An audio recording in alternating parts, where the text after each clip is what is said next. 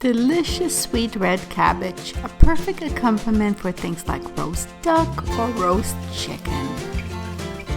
You're going to need red wine vinegar, brown sugar, cumin, caraway seeds, red cabbage, onion, garlic, apple, butter, and salt and pepper. Start by cutting your cabbage in half. You're only going to need half, and take out the cork, that's the tough part which you do not want. Always take away some of the outer leaves as well. And then in quarters, and then chop up your half into fine shredded pieces. Next, chop up your onion and then your apple when you're finished with the onion. Melt 2 tablespoons of butter in a large pan. Add your chopped onion and make sure that it caramelizes nicely. And then add 2 tablespoons of brown sugar.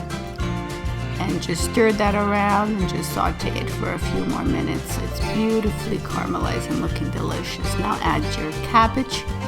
Remember, we're only using half a head for this. And a little bit of water, like I put in half a cup, just to help things steam along. Give it a good mix.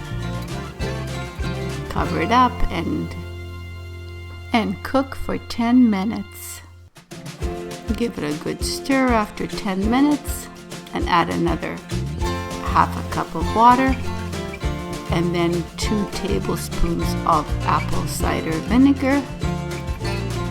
I love the taste of apple cider. Your whole chopped apple. Of course, apple goes perfectly with the cabbage. And press 1 clove of garlic into your pot. Everything tastes better with garlic. Pinch your cumin.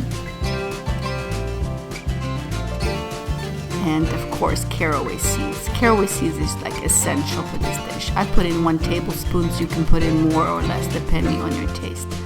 And of course, salt and pepper to taste.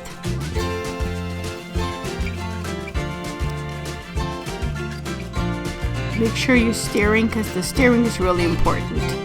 And cover it up, and another 20 minutes should do it.